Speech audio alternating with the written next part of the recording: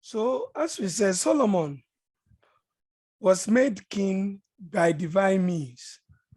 So Nathan told Bathsheba to go to David and to remind David that he has promised to make Solomon the next king.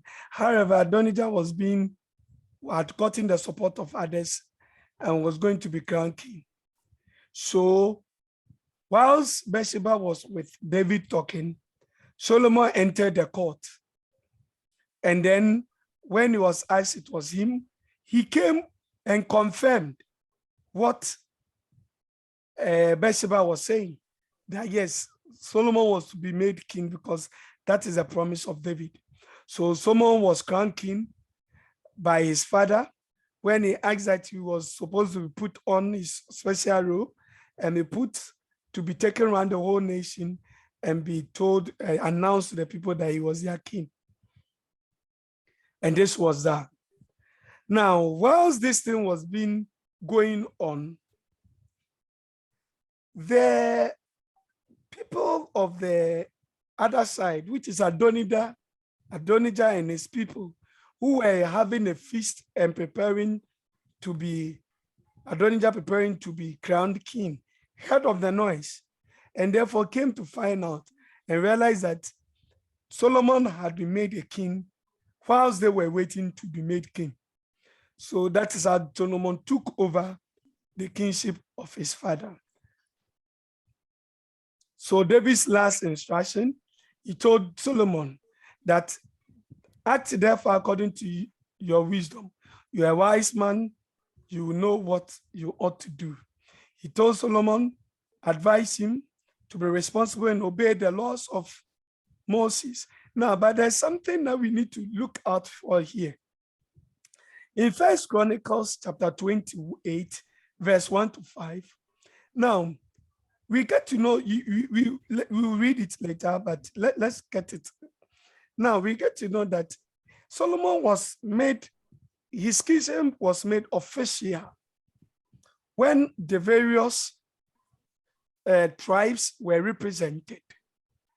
So he was made king.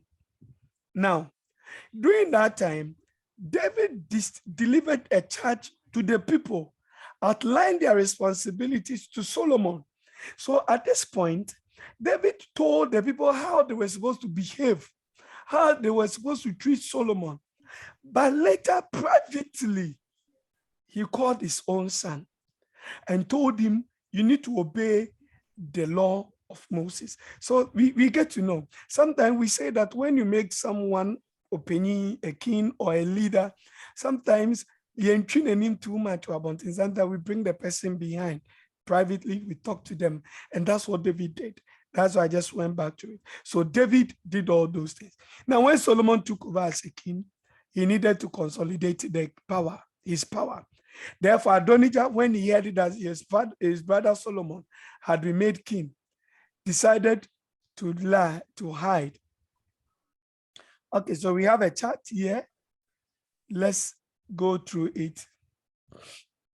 Yes, so 1 Chronicles chapter 28, 1 to 5, as we said, David summoned all the officers of Israel to assemble at Jerusalem.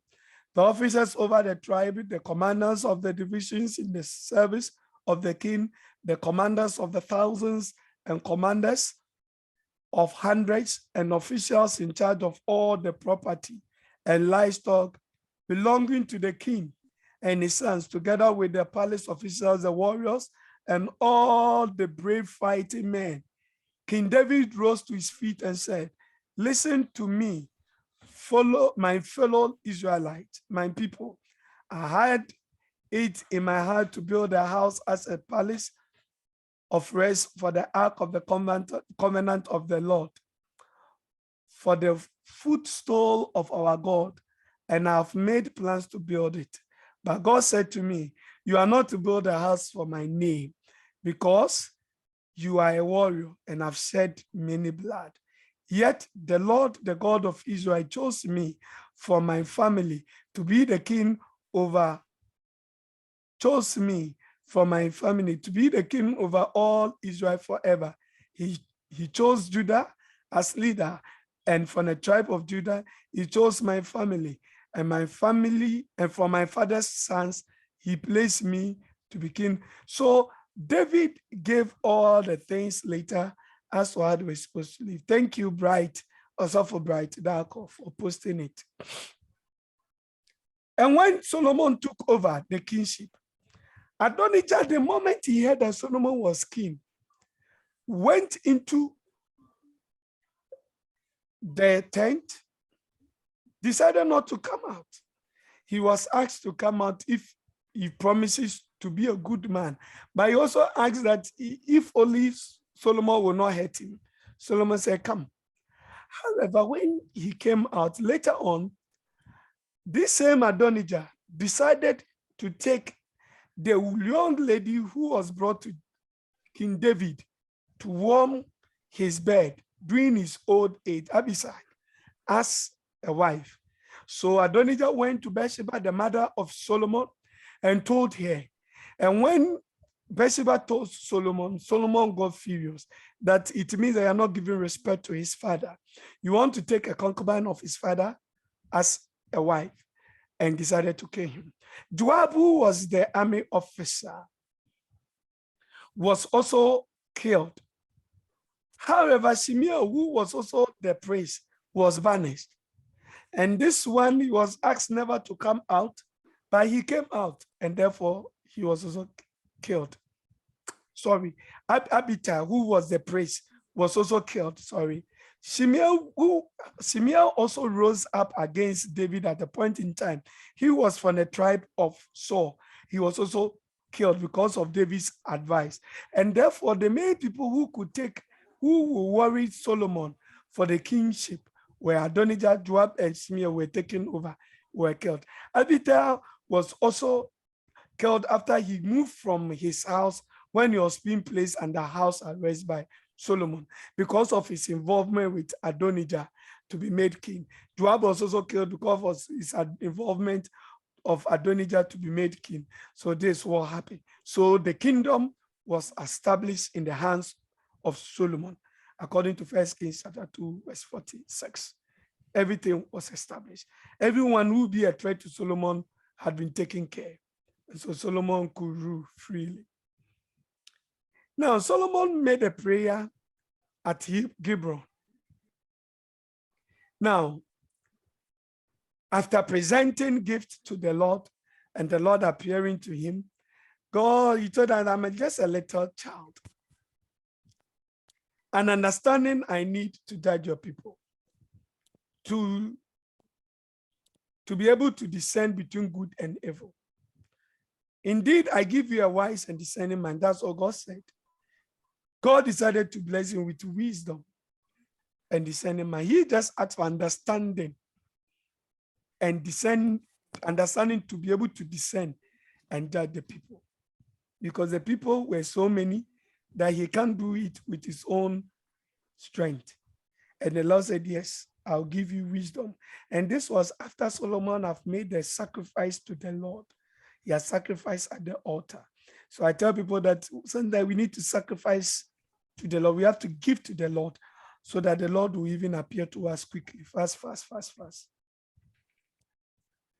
So Solomon's wisdom, he was wise than anyone else, wiser than Ethel. He was wise, in fact. Thousands and people came to him.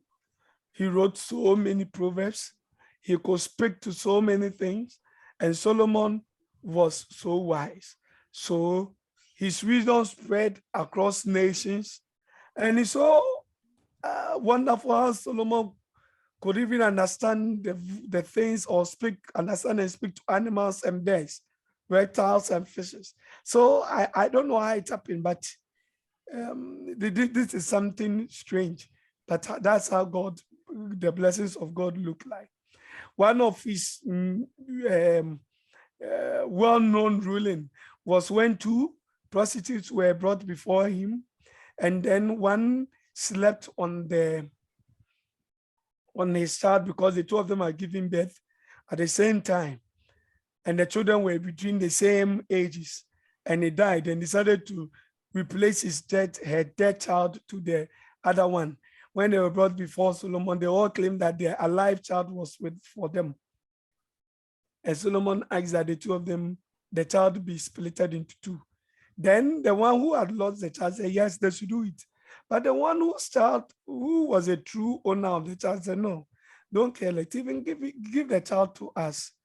When the child grew, I can also benefit from this child by sending the child. So don't kill this child. And so the child was spared. And that is how the wisdom of Solomon and giving to this lady. And so Solomon ruled that she was not, the other one was in the child. We get to know the literature of Solomon. There are so many of them. The Sons of Songs, which is the Sons of Solomon. We get to know the Proverbs. We get to know the words of the teacher Ecclesiastes at a point in time. So Solomon wrote a lot. Even there's part of Psalms that is attributed to Solomon. He was a strong literature guy because of his wisdom. So maintenance or achievement of Solomon in the kingdom during his rule. 1, in his domestic policy, he constituted the court, which has to deal with the taxation. And he divided the nation into 12 districts, according to 1 Kings chapter 4, verse 7 to 19. This thing, the organization was so efficient that they were appointed district officers in charge of each of the districts to make sure that they mobilize enough taxes, they mobilize enough funding to keep the nation moving. So there was domestic policy. He constituted the taxation and set the whole district in place. Proper organizational structure, administrative structures were set in place of the whole of Israel. It's just like the way we have the various regionals within Ghana, making sure that we have decentralization, things moving on well within the nation. That is what Solomon did. 12, let's say, regions or districts were set up and to make sure that everything goes on well. He also maintained a large army force. In fact, at a point in time, he had even a fighting force of 1,400 chariots, 12,000 horsemen. You know, he put so much into the kingdom that they were really ready to battle at any point in time. He had people who were ready to fight for Israel. So what we say, the army of Israel was well established. 3, he had extensive building projects. 1, the first project of Solomon was the palace. We get to know that even he constructed even the temple before the palace, but we have the palace here. He constructed the palace, which took 13 years to complete. And then he built other cities. He started building the cities up. We get to know about the construction of the palace in 1 Kings chapter 9, verse 15 to 22, and 1 Chronicles chapter 8, verse 1 to 11. There was a construction of the temple, and then he dedicated it. We get to know that the temple was twice the size of the tabernacle.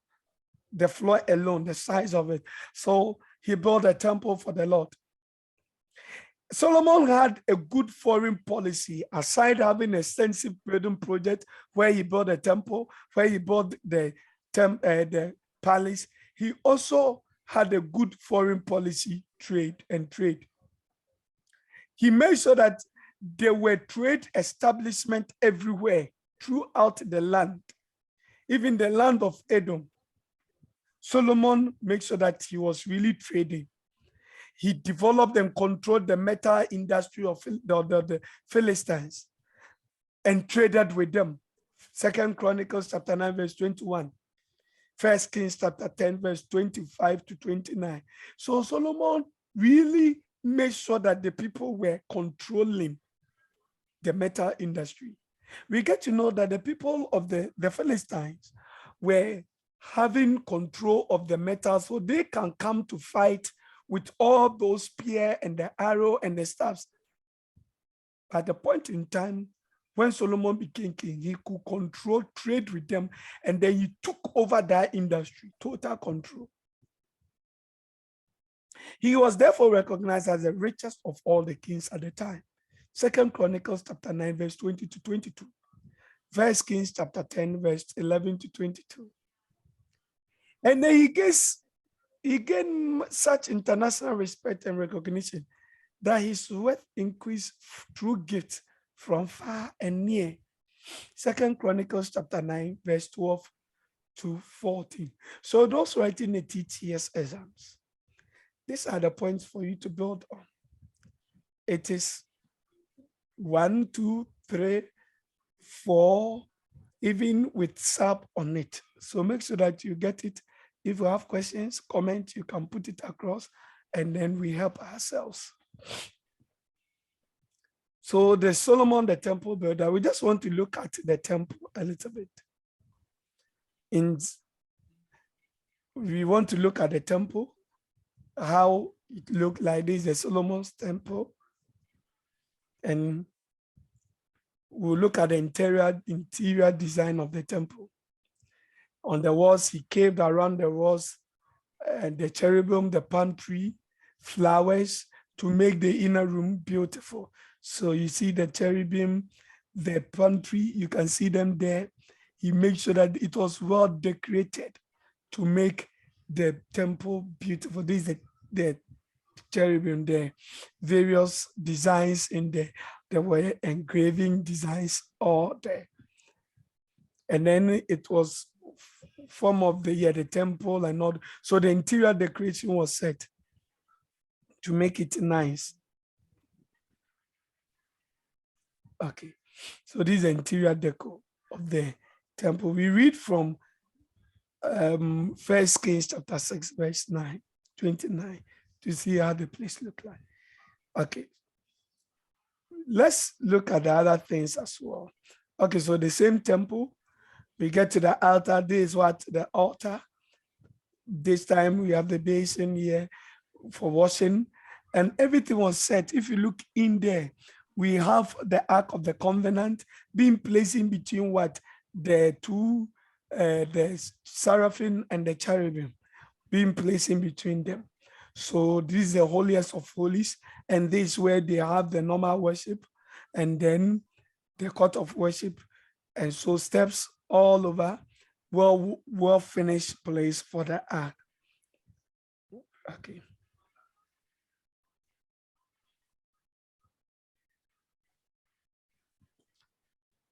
But what happened? There was apostasy, Solomon's apostasy, things that Solomon did and the consequences. And these are also what we call the remote causes of the divided kingdom caused by Solomon.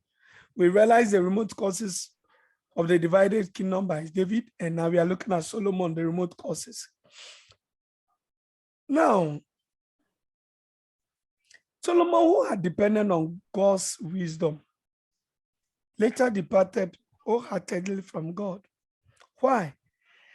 By allowing idol worship at Jerusalem. At a point in time, there was an idol worship in Jerusalem.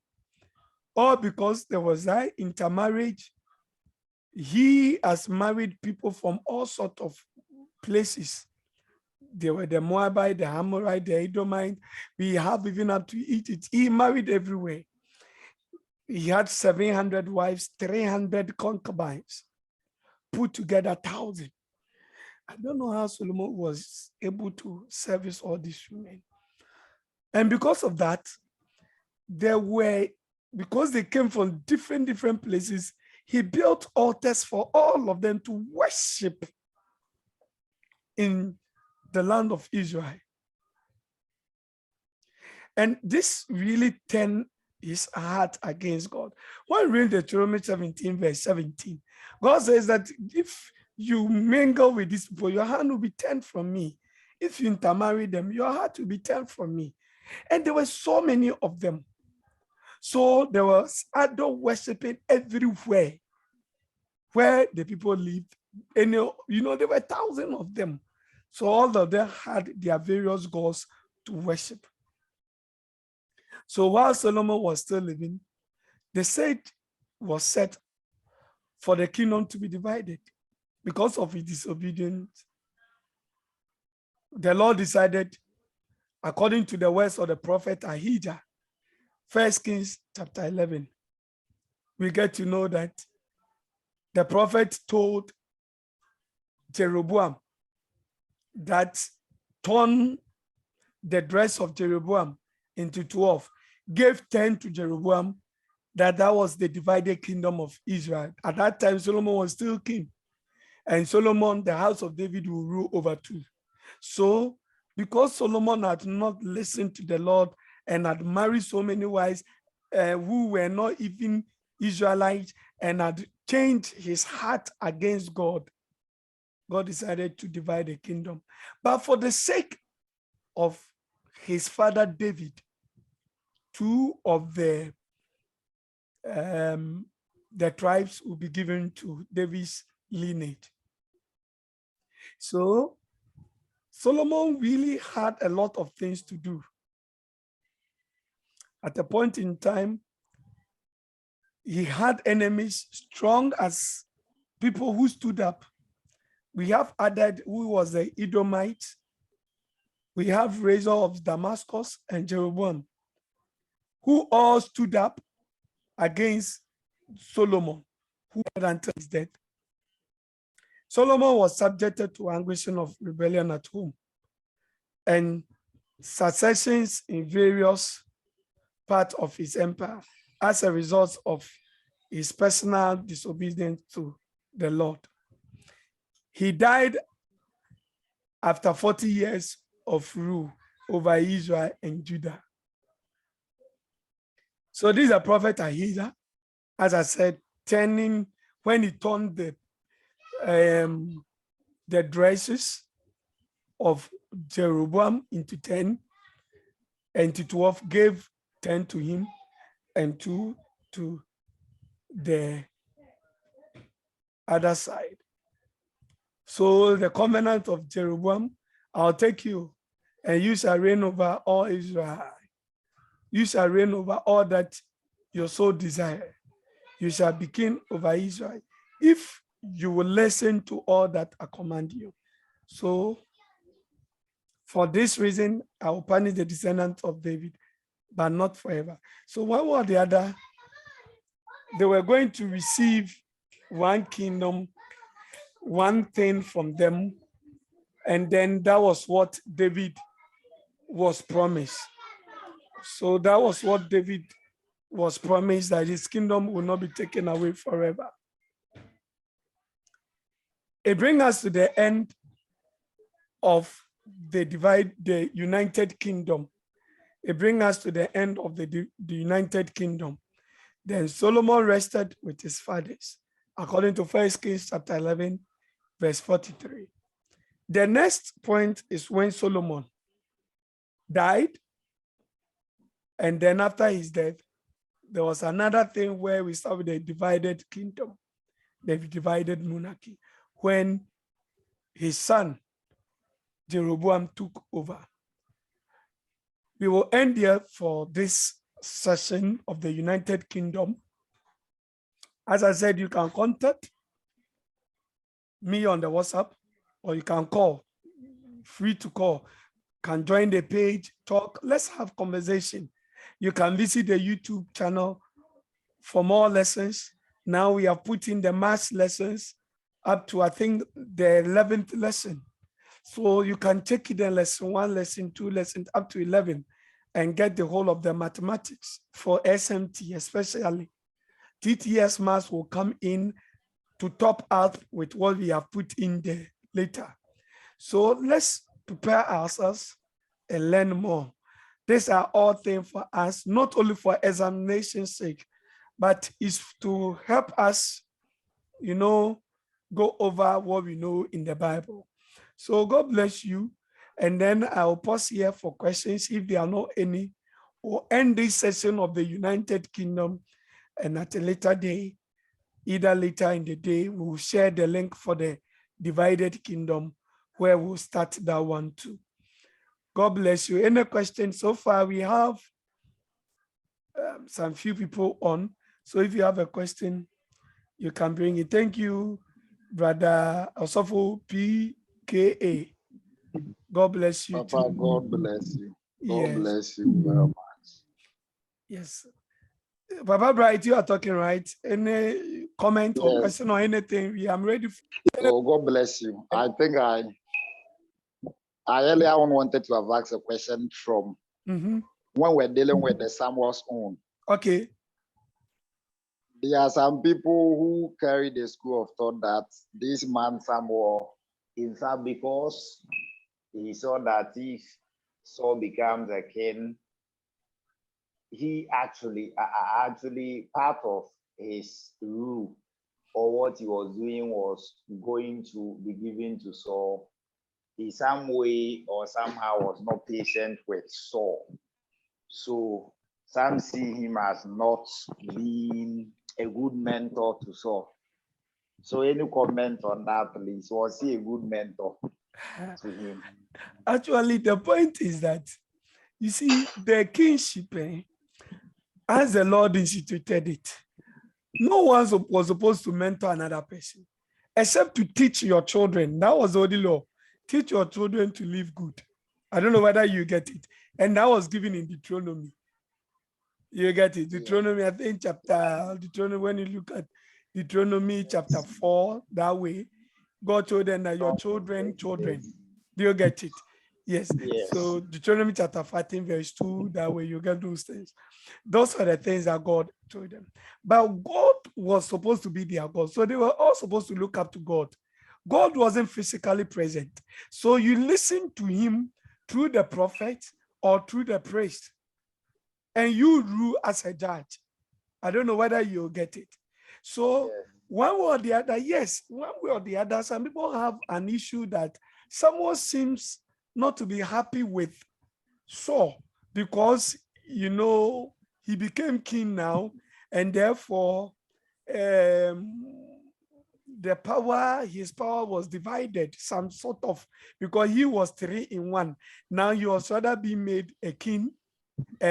Saul being made a king means that now he will only be a priest and a prophet. Is that not so? So that is why at a point he even delayed when he was supposed to go and give sacrifice for Samuel, for Saul to go into battle, according to 1 Samuel chapter 13, verse 8 to 12. That's why he delayed and going in that way, so that Saul will mess up. But those are school of thought. One or the other, Saul was just supposed to simply obey. The word of God is simple. If you have looked at God, God is not so much interested in what you have eaten, what you did. All that you want, just obey. Obey the simple things that he tells you. And Saul couldn't live with it. Do you get it? So even though some people feel that Saul moved out of bitterness towards Samuel, moved out of bitterness, it doesn't hold neither here nor there. Mind you, his children were corrupt.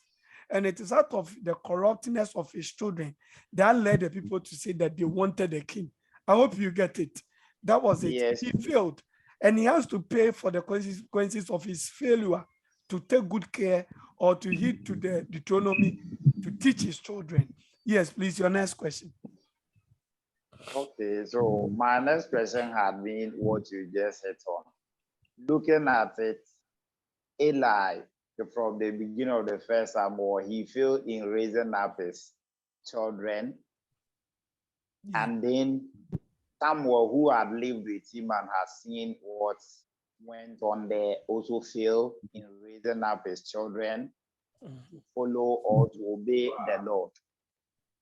So my question has been that as men of God and upcoming ministers who are seeking to enter into training, what can we do about this? Is it that they forsake it or they were not much more conscious about it?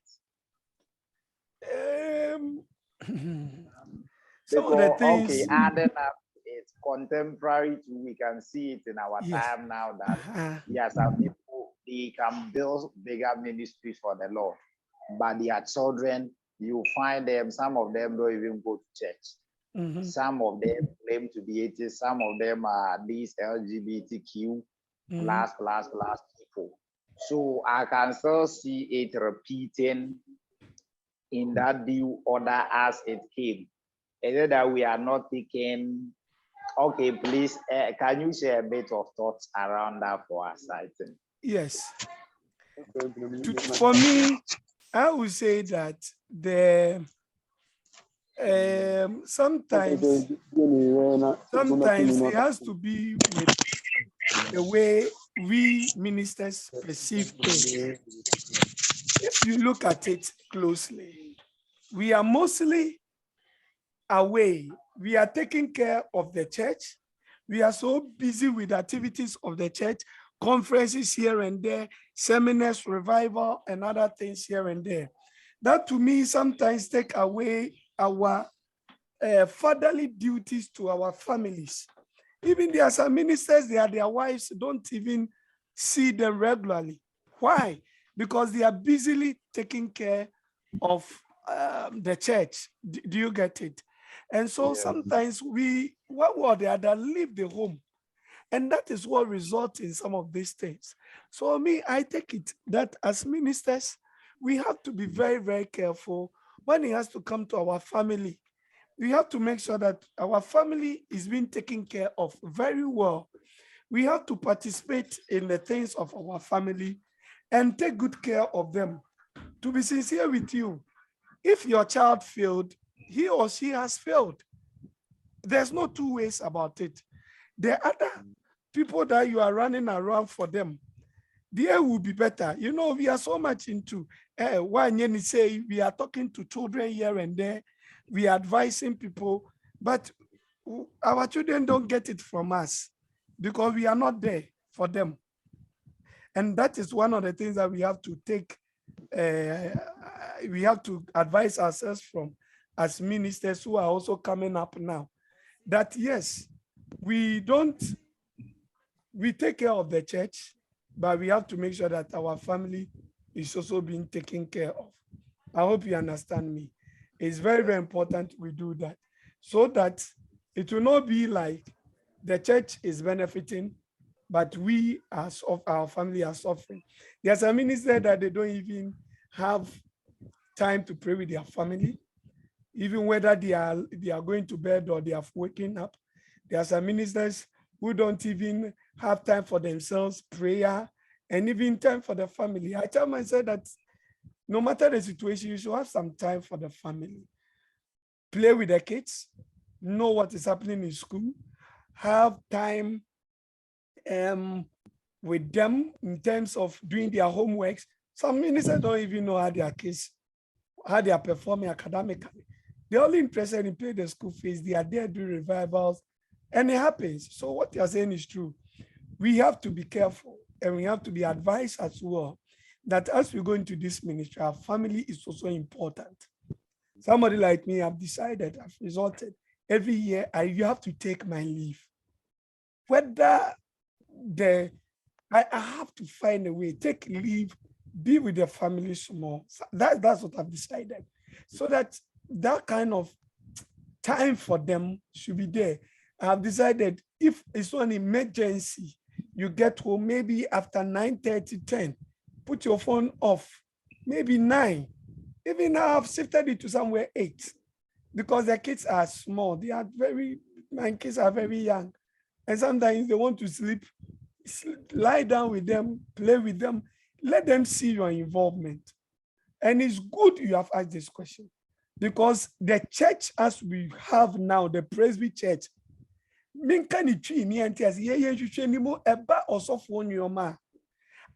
when the child is misbehaving, because of your soft benting, children's service teachers will not say anything. JY teachers will not say anything because it's like, or soft football, who cocaine, but Obi Banko Yenesha, you be trying to home, you bet Tiano, you bet Kassan.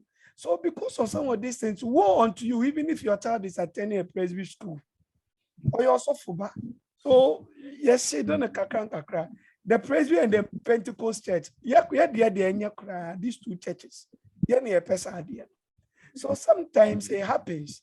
And to me, I think that we need to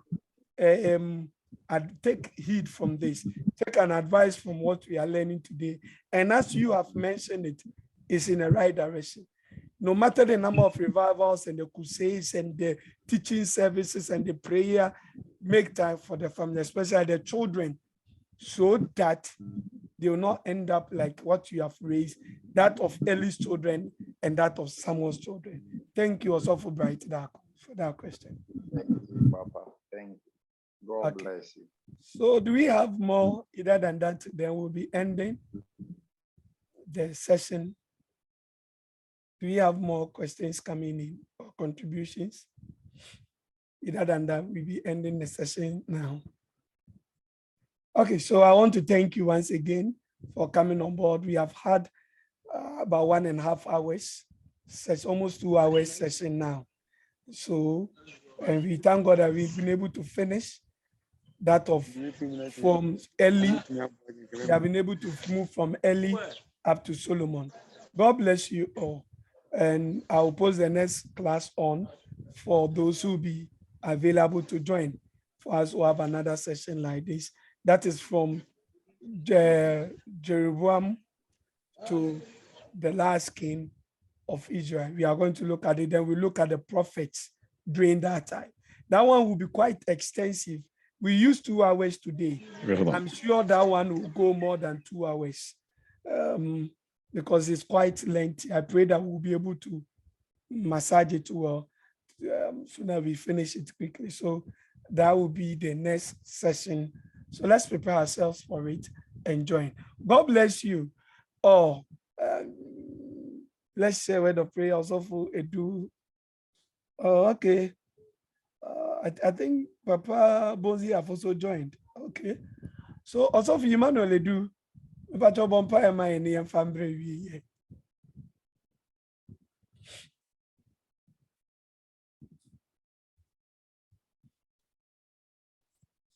Also for Emmanuel Edu. Okay, also for Bright. I think yours is active. Pray with us to end the session.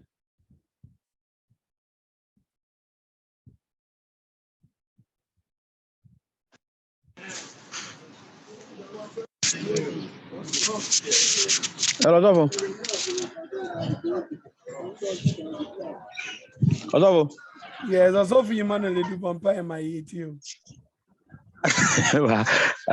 Answer my bumpire. We want to thank you very much for your wonderful presentation. Although I didn't join early. I think I just joined about 5 minutes ago, and we are sending our congratulatory message to you too for the wonderful ordination that you had. We are praying that may the Lord continue to give you that unction, and may you continue to enjoy the blessing of the Lord, so that same will be imparted unto us.